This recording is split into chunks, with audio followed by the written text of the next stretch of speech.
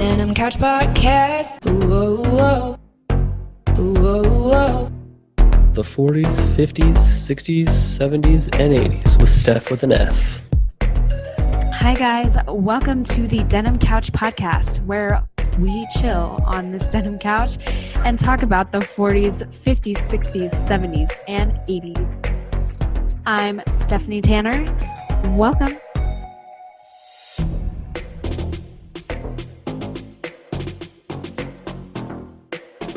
Hey guys, it's Stephanie Tanner with the Denim Couch Podcast. And today we're speaking with Nancy Taylor, who has 8 kids. And this lady is super talented. She's very creative and an amazing artist. Her trademark these days is beautiful, beautiful hand-beaded necklaces. And she spends lots of hours beading these necklaces. They're incredible. I'll have to share a photo with you at some point. And she's met a lot of people from wearing these necklaces. Okay, so today I don't have much to say for this intro other than Nancy made me cry. She made me cry during the interview, and she made me cry twice while editing this interview. Her story is really beautiful, and just thinking about it brings me to tears. It's beautiful because it's real, it's raw, and her experience shows what it is really like to live, what it's like to struggle. So that being said, let's dive in.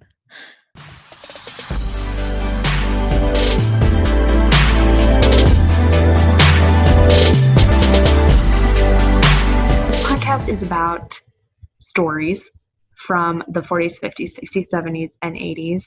But not only that, it's about happiness and joy and people's experiences with happiness and joy, their opinions, their thoughts on happiness and joy in the 40s, 50s, 60s, 70s, and 80s. Do you want to introduce yourself? I was born in 1938, July 28, 1938. I think I was the only one that was named Nancy. You hear the word Louise quite often, but for a long time I was the only one that I knew that was named Nancy.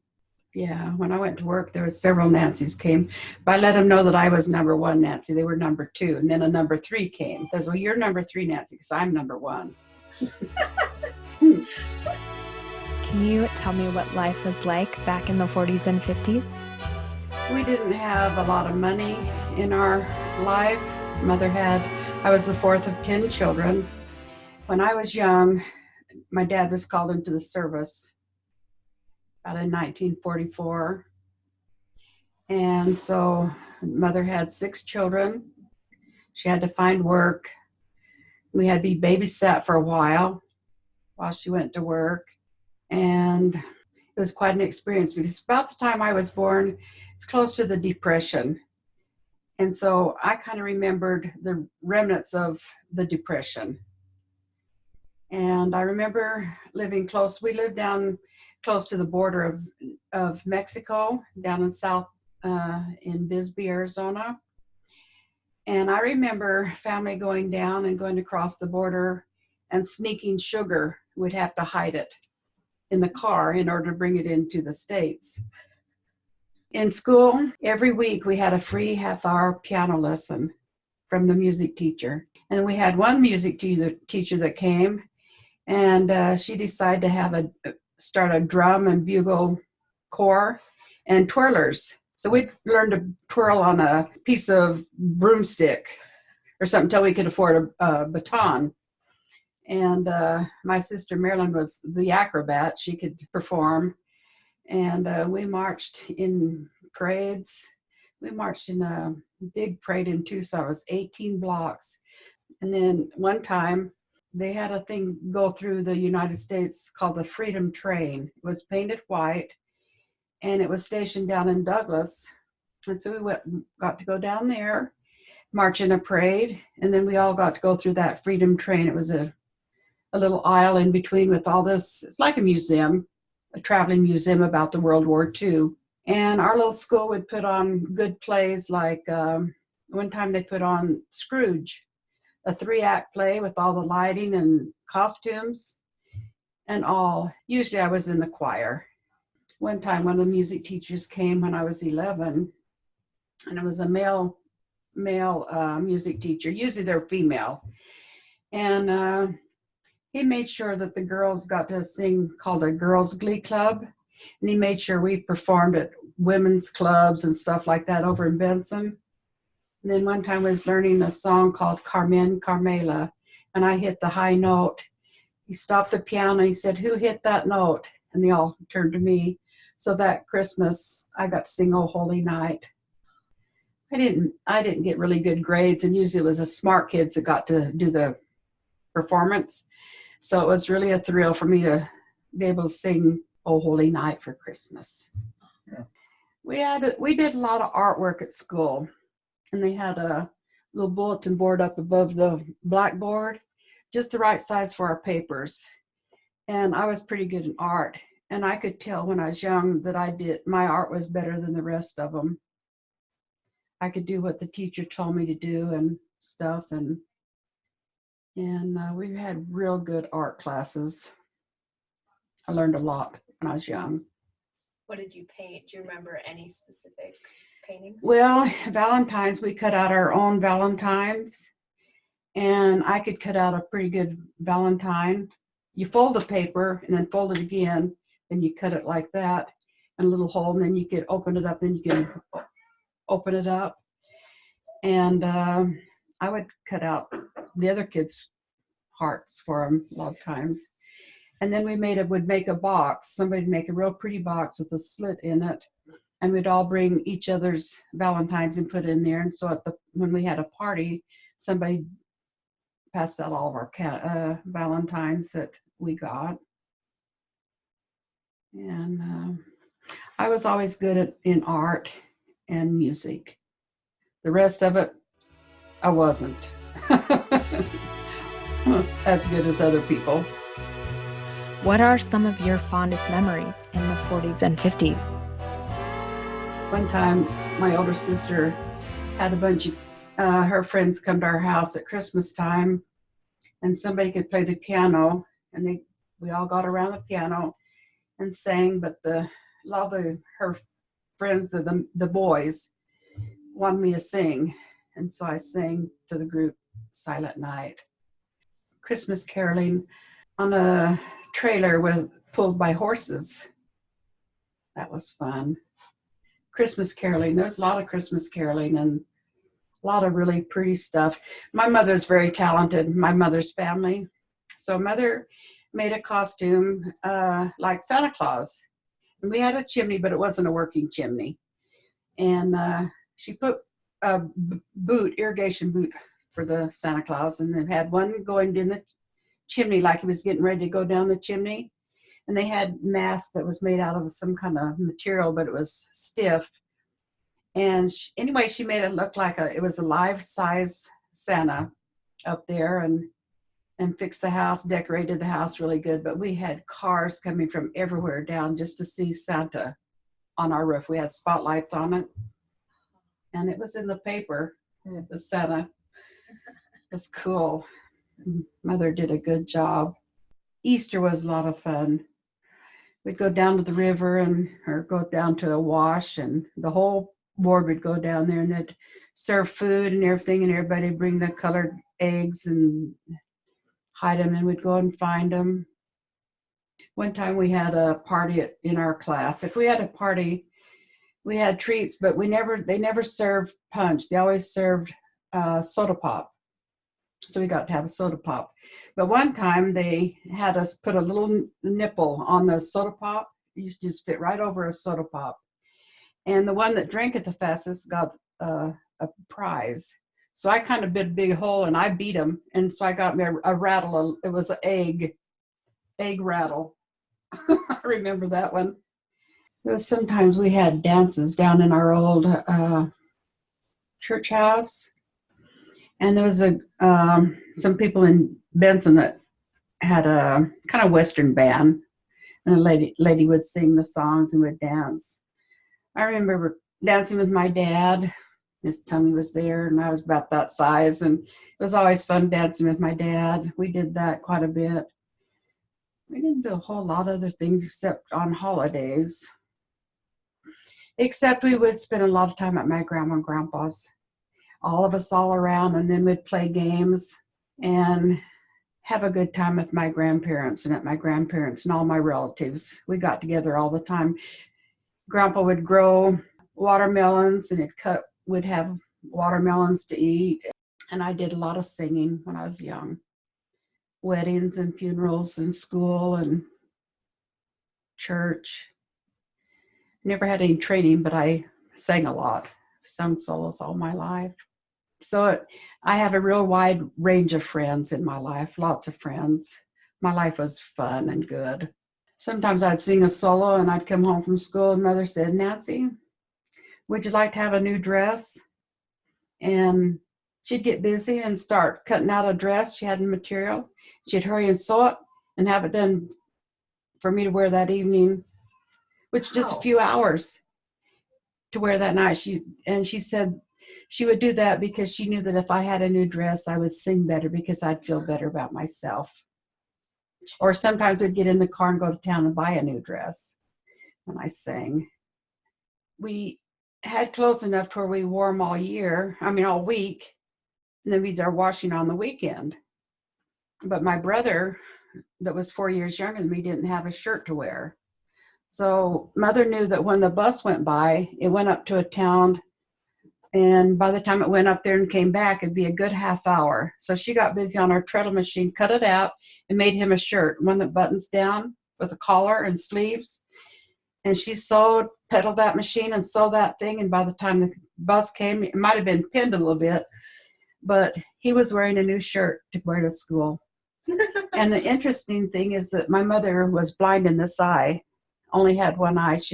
When she was a little boy, a boy threw a stick and it landed in her eye.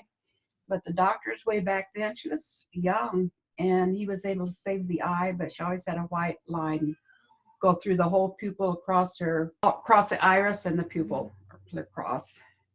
And she sewed for everybody, and she could do anything she wanted. What would you say you did for fun? One time we had a big hole in our backyard. Dad was fixing it for a cesspool. It was a big square, a rectangle. And somewhere Dad got these pipes from somewhere. And we'd put the pipe down in it and pole vault from this side to that side, back and forth all the time. We could go swing on that and go right across. My brother could go the lengthways. And we had so much fun doing that. And then a lot of times we had a big drum barrel in our front yard. We'd get up on that barrel and roll it with our feet and roll it back again. We found ways to make our own entertainment. Dad had a big fence out by the barn. It's a big wide board, and it was a big L shape. We'd get up there and walk. We just found our own way of making our own entertainment. For Christmas, every year we always got a little set of dishes and a doll, so we had fun with that. And Mother and Dad always made sure we had a deck of Old Maid and a deck of what you call authors.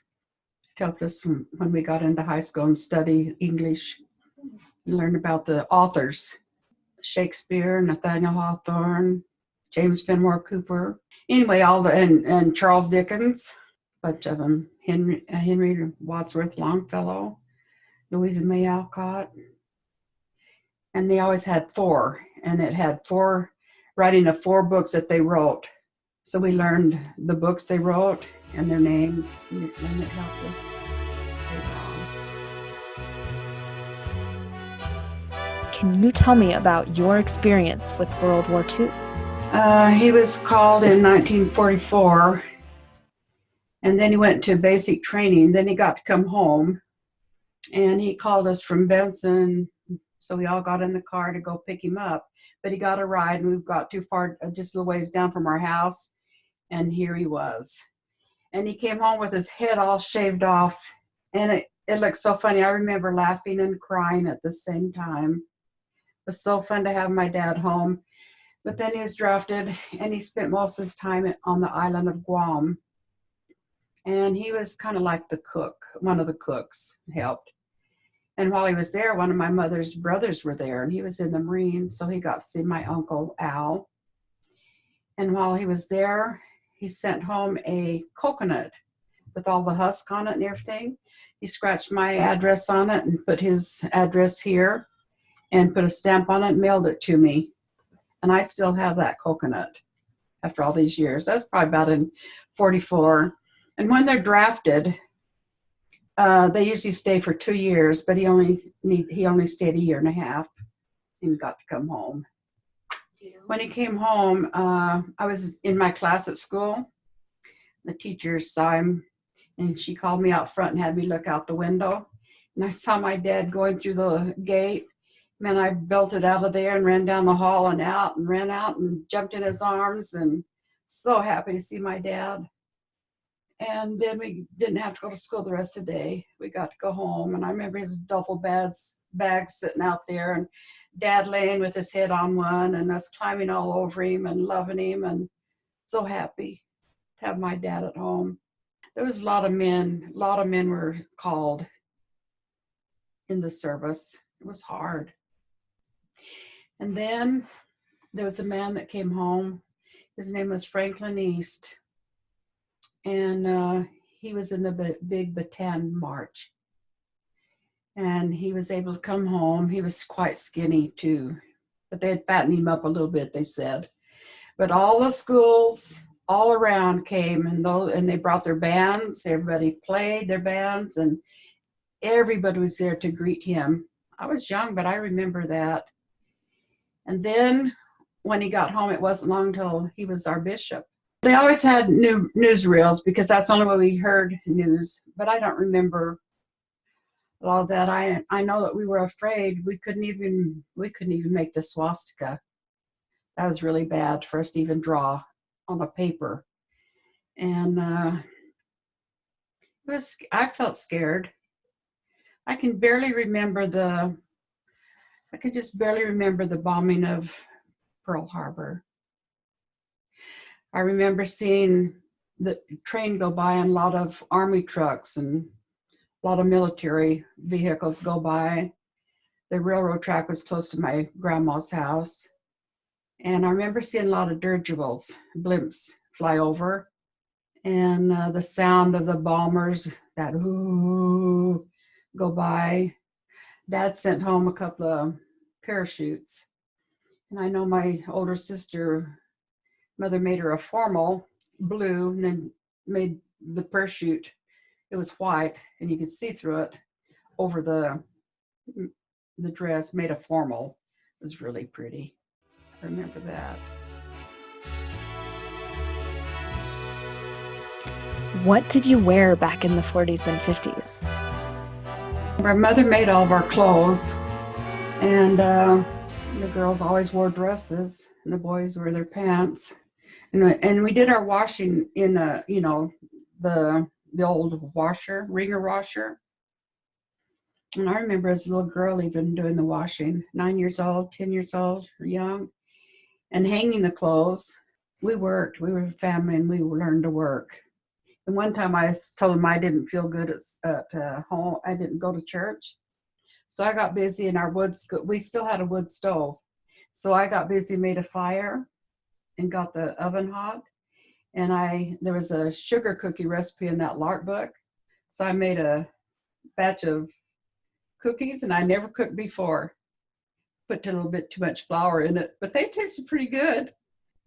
There's a lot of times it was so cold down there, so Mother'd get a tub in by the fire, and we'd take a bath in the tub by the old wood stove. We did have a butane burners that she could cook on too, but there was just a burner. When I was little, a cat came to our place. It was a really pretty calico cat, and that was my cat. And then our pigs had one of the pigs had a big litter of babies, and there was a runt, and I cabbaged onto that. So when Charlotte's Web came out and talked about the runt, it brought back memories of when I had my little pig. But it got Billy got about that big round or something. It started eating chickens, so Dad had to kill it. And I cried. My daddy cried. I had to eat my pig. It was terrible. It was sad. That pig, I think our screen door was even ajar. I think that pig with its nose got in the kitchen. I think it tipped over the slop bucket even. Wait.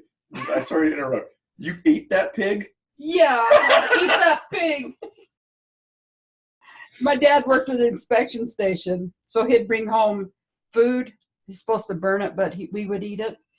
We tasted all kinds of nuts and fruit and honey in the comb, and it would kind of melt down. So we'd get a spoon and eat a spoonful of honey, and then we'd chew the wax. We used to chew a lot of pine gum. And then there's times where there'd be a big old pile of tar out, and we'd clean that off and scrape a little bit of that, and we'd even chew the tar. We didn't have much gum or something. If we had gum, we'd save it. Go when we went to bed and chew it the next day. And the next day we could just save it and and I love blowing bubbles and stuff, but we didn't have much candy and stuff.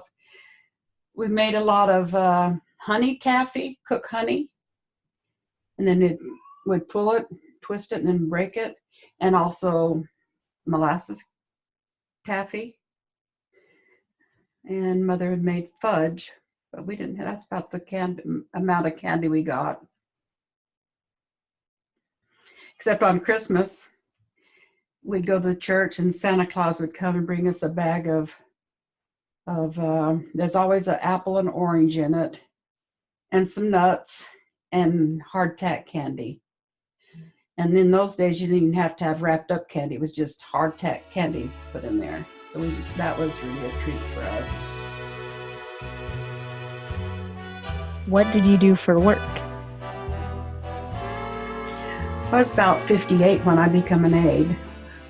My friend's sister worked at this particular care center, and she told me that there was a class coming, and they talked me into going. So I thought, well, I would. I've actually raised a lot of kids in my own home. I had a lot of babies that I took care of, but I did it, and I worked out on the floor.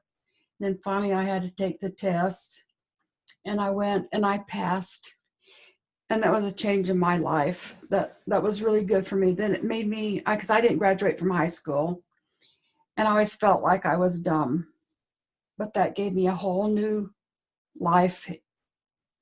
It changed me. So then I worked at a care center and took care of elderly people with Alzheimer's and stuff. And then somebody talked me into going over to the hospital, and they said, Nancy, you need to go over there with the babies because they're just little tiny bottoms instead of bigger ones. So I did, and I was able to do that. And it was in my height of glory because I didn't give birth to any babies.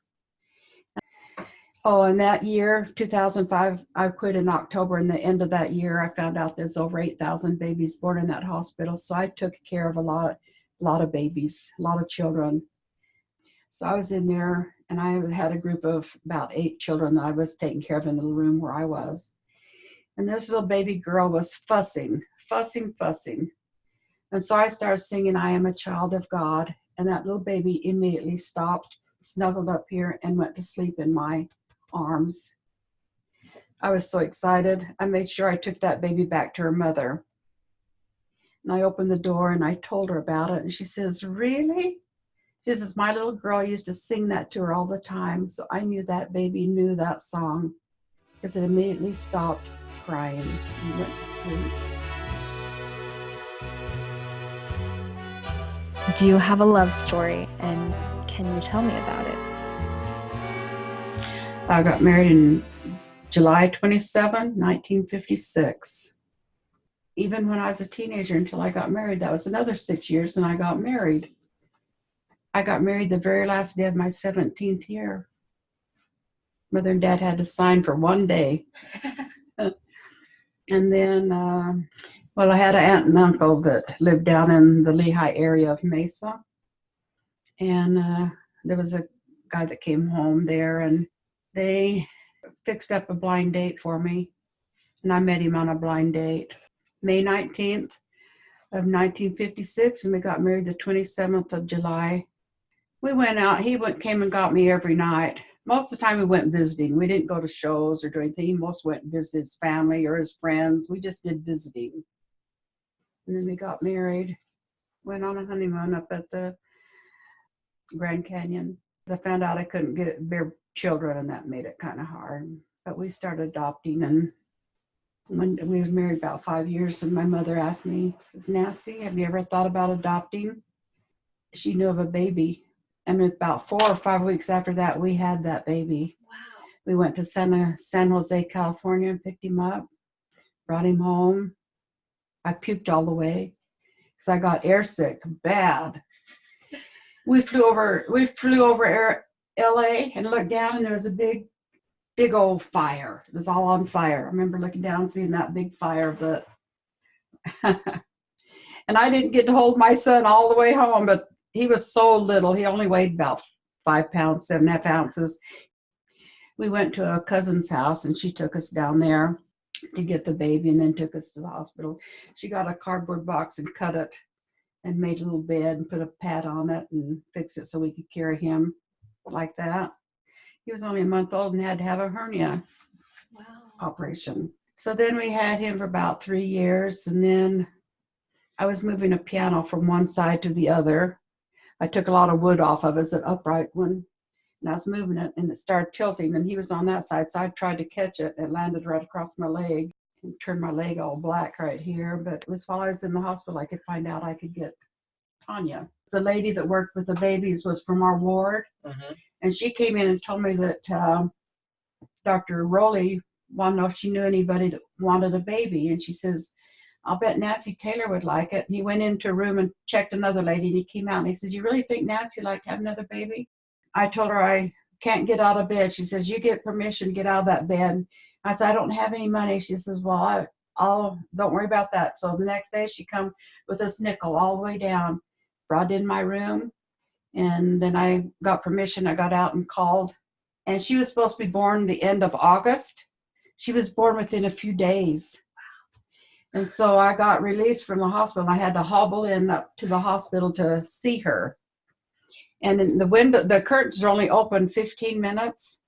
So I went in there, and she was clear over at this end, over in that corner in an incubator, because she only weighed 3.9 But I'd go in there and look at her. And you know, when somebody's looking at you head on, you know for sure they're looking right at you. That little baby would look at me straight. And I knew she was looking at me, and I kept thinking that somebody was telling her, this is going to be your mama. She was such a pretty baby, really pretty. And then I had called another attorney, because I thought, well, my son was 3 years old, and I knew that I need to do something if I wanted another baby. So I called an attorney in Scottsdale, and he says, well, we have one in February. If you'd like to have that one, we'll have that. So after I had Tanya for about a month, I called him. He says, well, that baby, that I could still have that baby, but if I want one sooner, we have one in December. Oh, I had these feelings that I would like. I says, well, I already adopted one. Can I adopt another one in the same year? He says, you can adopt as many as you can as long as you have enough money. So we chose the December baby. And he was born the 19th of December, which is lacking a week, had been 5 months younger than Tanya. Then we got Stephen. So I had a little boy and a baby that I could hold up here. And then Stephen was a baby. So we bought an old-fashioned buggy, and I put all 3 of them and take them to town, take them to church. They could sleep. And we went someplace, and people would say, how old is this one? How old is this one? Now, how old did you say how this one was? Even somebody was telling them that it's possible for somebody to have one baby and a month later have another baby. So they were convincing other people. It was quite comical, and it was fun. At 67, the attorney that helped us get Tanya called and asked if we want another baby. And we got that baby. And then somebody called, and they knew of a way to get another baby because they had adopted one through a lady that lived in Bisbee. And I called her, and sure enough, we could get another baby, and he was born in Sierra Madre, California. So we went over there and picked him up. And I'd had one surgery before, and they gave me a 50 or 60% chance of having a baby, and I didn't. I was having problems, so I had a hysterectomy. And then in 1970, 2 days after he turned 2, he drowned. And then I was still having surgeries, and somebody called up and asked me if I wanted another baby. And we got Lynette. That was the end of our newborn babies. I thought it was all through, and then my niece came, and her 4 babies, and stayed with me. There was a reason she left her husband. And then she was left quite often. She was on drugs and stuff. And it ended up that we had them for a year. And then she came one day and took the 2 youngest ones away and told the other kids that she was going to take them up and give them ice cream and stuff and bring them back. And then she'd take them another time, but she didn't bring them back. She adopted them to her sister-in-law. And we did a lot of crying. It was very hard. I learned through that experience that there are things harder than death. I knew my baby was okay. I knew he was fine. But to have those kids taken away and not know where they were and never see them again, it was hard. Very hard time in my life. I had too many experiences that were hard. So we ended up with 8 adopted children. I've been really, truly blessed. That's all I've done in my whole life is be a caregiver. What is the difference between your childhood and today's kids' growing up experience like? Do you think technology is a good or bad thing? What are your thoughts? Well, today is a lot of electronics. Mm-hmm. And they don't have the closeness with families like I had. Our entertainment was visiting grandma and visiting family. And nowadays, kids don't know families very well. I kind of think sometimes there'd be less kids commit suicide and stuff like that if they knew more about their families and knew the closeness of family and the importance of family. There's a lot of good in it, but there's a lot of bad in it. I rely on that Facebook to learn about my family here and in Arizona. But there's a lot of things that's really bad about Facebook and about the phone too. They'd always be on the computer, but they were too involved in the electronics. They didn't even care whether I was there. They didn't know me. They don't know me, really know me. Not like I knew my grandparents and my family when I was young. Well, I think families should learn to plan on things, to do things together. Like I have a sister that has 4 boys. And a lot of times when boys get married, they mostly go towards their wives' family. And they kind of leave out their mother because they have more connection with the wife's family. But my sister and her husband make sure they go and do things and have parties and stuff to keep them with them. And it works. The more you do with your family, the more activities you do with your family, and celebrate your birthdays and do things together, then the family will stay together because they don't want to be left out. They want to have all that fun. It's fun for them.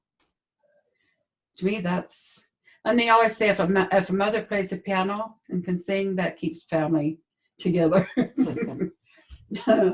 But the more activities you do with your family and share, keep your family as close to you as you can, or you lose them.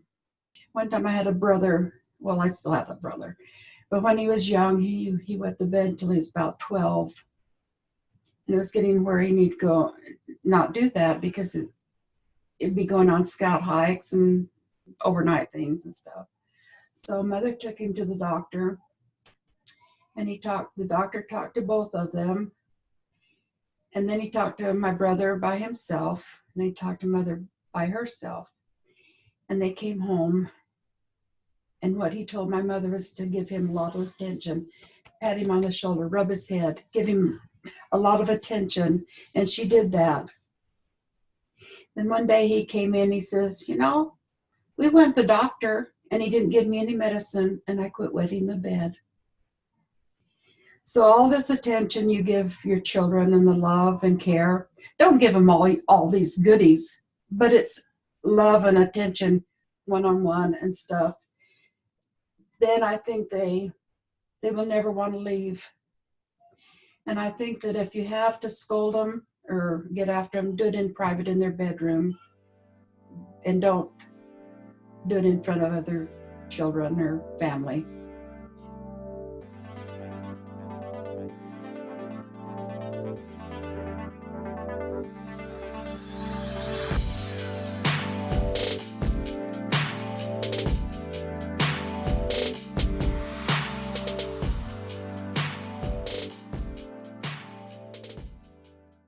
I learned a lot from what she had to say. One thing that really hit me hard was that she expressed how important it is to spend time with your family.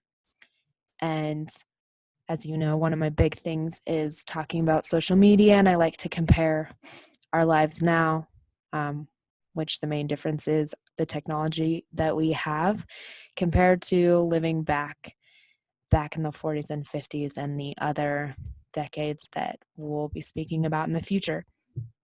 We may not all have the same idea of what our purpose here on earth is, but I think we can all agree that one of the purposes here is to build the relationships with our family and friends. And she talks about how important that is. So, quick story for you guys. As you've just heard, she talks about celebrating, making excuses to celebrate with your family. And she mentioned birthdays, and she said, celebrate birthdays. And my husband's birthday is in October, early October. I won't give you the exact date, but previously, the last couple of years, we've been so busy, which is an excuse, and we act nonchalant about birthdays and celebrations, and I don't know why we've done it. But this year, I made it a point, because of what Nancy said, to go all out for his birthday. And so I went shopping, and I made cupcakes, and I did all the birthday things.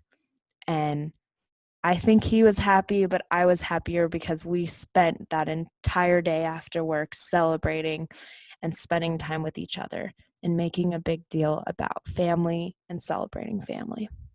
Thank you, Nancy. And it was all because I listened to Nancy, and and I know I should be doing this, and I know most people celebrate like this, but there's so much we can take from other people's experiences, because we all have different experiences and we all can learn from each other, and it's important for us to strengthen our relationships with each other. Boom. Okay. So thank you for listening. It's Steph with an F. See you next time. Wait. You can't miss the embarrassing story of the week. No. Okay. It's that time. It's Steph with an F's embarrassing story of the week. All right, guys, to lighten the mood, I have an embarrassing story for you. Okay, so I'm ready for the day. My kid is sitting in front of me playing with his toys. I'm sitting on the couch like a lazy person, and my husband is upstairs taking a shower. And so I look over to the left of me, just checking it out, and I see a mouse stick its head out from underneath the closet door. They're sneaky little sons of a gun. So this stupid, freaking awful, scary rat is staring at me, and it goes back inside the closet. And so I can't move. I'm stiff. I'm frozen in place. I can't do anything about it. I'm not moving. I can barely talk. I am frozen. I can't go anywhere. I'm in shock. I'm trying not to scream bloody murder. Again, the rat pops its head out from underneath the closet door. Guys, this was awful. It did this like 7 times, and each time it just kept looking at me. It kept looking at me to look away so it could run. So I'm screaming bloody murder at this point. My kid is crying because he doesn't know what's going on. And I'm screaming for my husband to get down here and do something about it, but he's in the shower. So probably after 3 minutes of me crying hysterically, screaming at the top of my lungs, just backing slowly away to the other side of the couch, he runs down in his towel. So they took care of it while I hid upstairs for the next 3 hours. And that is my embarrassing story for the week because of the crying, the hysterics, and so on. All right, guys. Enjoy the week. See you next time. If you came here for mental health help, please go visit your doctor. If you're looking for some mental health tips, Dr. Daniel Amen is someone I follow. I love what he has to say and offer. I think his website is brainhealthassessment.com, and he just has some awesome checklist items that go over brain health. So like checklist items for habits that you should be doing to have better brain health. I want to say there's like 5 to 10 items, and if you have those, if you're working on those habits and trying to improve them to improve your brain health, you'll also improve your happiness level, because brain health equals mental health. So keep your brains happy and healthy, and check out Dr. Daniel Amen. This is not sponsored. I just really like what he has to say, and I think it's really beneficial. I think it can help a lot of people. It's actually very matter of fact, kind of obvious, but yeah, we neglect so many of these habits daily, and I do feel like, if you're feeling unhappy, that may be one of the reasons you're unhappy, because you're neglecting your brain health, which is also your mental health, and yeah, trying to improve these habits could really help. So check him out. If you have any stories from the 40s, 50s, 60s, 70s, and 80s, please get in contact with me. Let's chat. I want nothing more than to chat about the past. I want nothing more than to chat about the 40s, 50s, 60s, 70s, and 80s. If you have any specific questions that I'm not asking that you would like to know about these eras while interviewing these people, please let me know. I would love some advice, and I would love your input. So, what would you guys like to know?